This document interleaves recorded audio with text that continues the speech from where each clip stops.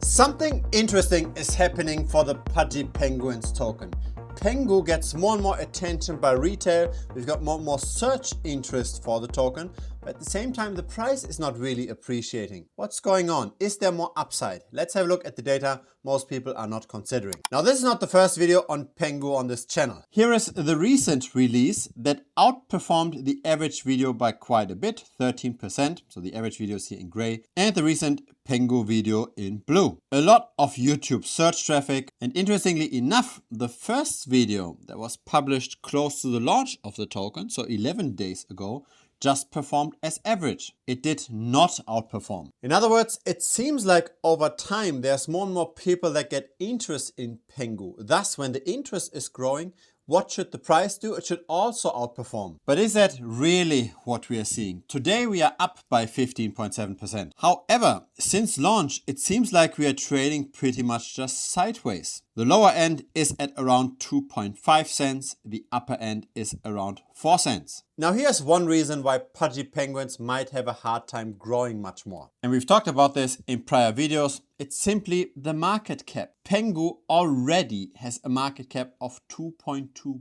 billion. It's the second largest token on Solana just after Bonk. It could easily become the largest. Across all meme coins, there might still be some upside potential, but the top three are all on Ethereum. Pepe is roughly 4 times the size of PENGU, Shiba Inu roughly 6 times, and Dogecoin roughly 23 times. Now Ethereum has 7 times the total value locked of Solana. So it would make sense that the largest meme coin on Ethereum is 7 times the size of the largest meme coin on SOL. And so that would then put the upper bound for Pudgy Penguins at roughly 7 billion. So that's a 3, maybe 3.5x from here. After that, I believe the air is really getting thin. We are already very high within Solana, but if the Solana meme coin market can grow to the extent that it's relatively as large within Solana compared to Ethereum, then at a price of 10 cents, we would be topping out. Now the token gets traded both on centralized exchanges, but also on decentralized exchanges. Now on the centralized exchanges, we can see there isn't too much leverage in the market. And that is good because it tells us that the price isn't short-term inflated. So this is the spot volume.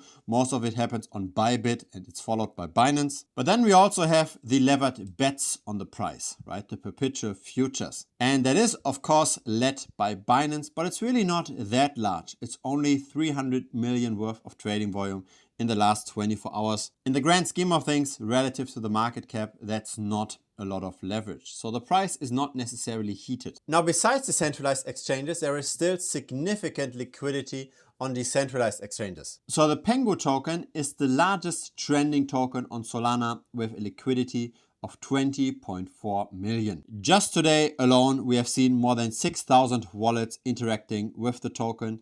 The price is up while there's actually less buyers than sellers. There's only 42% buyers versus 58% sellers. In other words, the buyers tend to move more capital per transactions than the sellers do. And so let's have a look at the on-chain metrics, the number of retail investors versus whale investors. It seems like there is accumulation across the board. So on the left side, we see the number of wallets with at least 30,000 PENGU tokens. At the current price, that's roughly $1,000 worth of the token. Initially, a very quick rise with the launch and the airdrop, but we continue to grow. In the middle, we've got medium-sized retail. That's now 300,000 tokens or $10,000 worth of the token.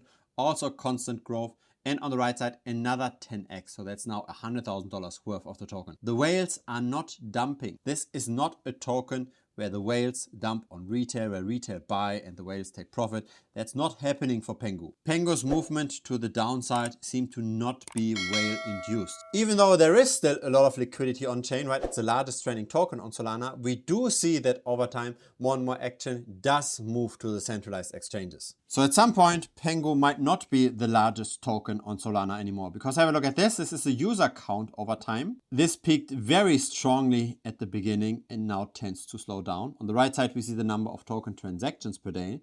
Also a slowdown. And here we've got the trading volume on the left side in US dollars, on the right side normalized to 100% per day. We don't really see how any particular wallet cohort tends to take over more of the trading volume. So small retail or the wallets that have up to $1,000 worth of the token still trade roughly 12% of the entire trading volume. Now there's an interesting shift happening in the last few days. It seems like money is not flowing into crypto anymore. There was a pretty strong expansion in the last weeks. This expansion seems to have halted. Have a look at this. This is the market cap of various stablecoins, so DAI, USDT, USDC, BUSD. And whenever this line is going up, this means that money is flowing from the traditional finance world into crypto. Whenever this is going down, it means like people are withdrawing from crypto.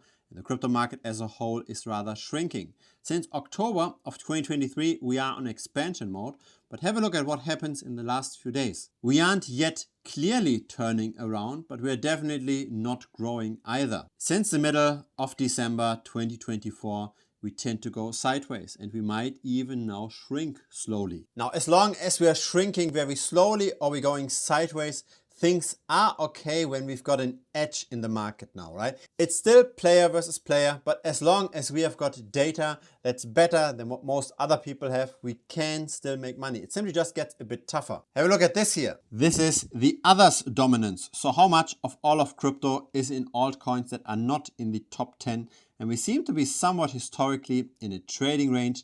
Currently, we are not necessarily super elevated, but we are not at rock bottom either. The altcoins in aggregate could still continue to go down. In the last few days, we definitely did not go up. The potential underperformance of altcoins versus the rest of the market is another 16% loss. At the same time, Bitcoin is still above its best moving average, the 120-day, but there is potential, even in a continued bull market, to still drop by maybe 15%, all the way down to 80K. The market seems to be clearly shifting to artificial intelligence related tokens. The Virtuals protocol ecosystem gained 47% in the last week. AI agent launchpads in general performed very well. AI memes, AI agents, it's all artificial intelligence. What did not do so well? It's mainly the technical tokens. It's oracles, it's IoT, it's perpetual futures markets, it's data availability, infrastructure, etc. And so as we're becoming more and more player versus player, having somewhat of a market edge versus the others becomes more and more important. For example, have a look at this. This is Kyle Chessy, influencer Kyle Chessy,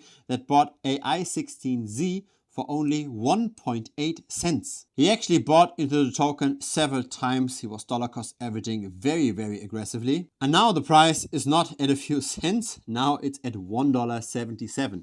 Pretty much a 100x. And so this is how I believe we can get a market edge. This is how we can win in this player versus player game. We have to follow people that historically made good trades, but we also have to follow people that can move the markets. Here is the YouTube channel of Kyle Chessy. He's got 141,000 subscribers. And here are the wallets that we track by Kyle Chessy. So we've got 12 of his wallets. We've got more than 400 wallets in total. And that is how we get alerts like this, how he swapped for AI16Z at less than 2 cents. Now, Kyle Chessy is a guy that tends to make this VC approach, right? The venture capital approach, where you buy a lot of tokens with a lot of upside potential, but where you're already calculating that many of those tokens will go to zero. So the calculation is not necessarily that we can simply buy everything that Kyle Chessy buys and we make wins all the time. The calculation is rather that the wins are so large in magnitude that you can afford a lot of losses, right? When you've got one win that makes 100x, then you can have 9 out of 10 losers. It's still fine. You make very nice performance. This is what Kyle Chessy is doing. But have a look at this. We don't just have Kyle Chessy. We are also tracking Crypto Banter. We've got 33 of their wallets. And Crypto Banter clearly moves markets. They've got 1.1 million subscribers. Whenever they talk about a single token, of course, this brings a lot of attention. Attention then brings purchases. Purchases then bring increasing prices. Or check this out. This is Alex Becker. We've got 12 of his wallets. He's got even more subscribers. He's got 1.5 million and he tends to talk about small tokens as well, again influencing prices. And so this is all part of the premium membership of this channel. It's down below. It's thebitcoinstrategy.com. Feel free to check it out. There's not just wallet tracking alerts, right? We've also got tutorial videos, more than 100 in total, on topics like risk mitigation, portfolio diversification, back testing, and of course also wallet tracking. There's even a dedicated tutorial course on just how to find influencer wallets and how to then track them and how to subsequently also interpret the signals that we get from the tracking. Once we've got a signal, we also have to discuss, of course, when should we buy, when should we sell, what are the current on-chain analytics, etc. That's why we've got dedicated chats on the individual altcoins in premium as well. So feel free to check it out. It's currently $165 per month. There's also a 1-week money back guarantee. So in case you don't like premium, in case you don't learn anything, then feel free to simply just message me within the first 7 days and I'll refund you 100%. There's really zero risk for you. And so does it make sense to buy Pudgy penguins now? Does it make sense to get into the PENGU token? I'm not so sure, right? The absolute upside, I believe, is 10 cents. Are we going to reach this? Very unclear, because it's already one of the largest meme coins on the Solana chain. The meme coin segment within Solana has to grow quite a lot for Pudgy penguins to go up as well.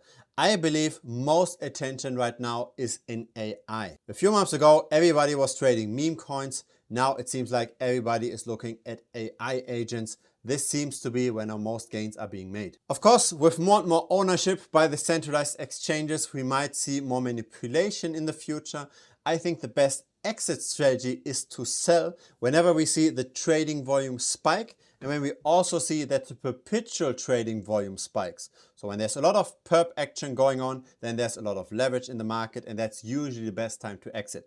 Currently, we don't see that yet, so probably we might trade a bit longer higher. I don't have a crystal ball either, right? But I do think we're probably going to appreciate a bit more, and then at some point we might see increased volatility. Whenever the perpetual trading future volume is very high, that's then when it makes sense to exit. If you got some value out of this video, feel free to subscribe. I publish videos regularly. A like would be very much appreciated as well. It helps the channel grow. See you in the next video, or see you in premium. Cheers!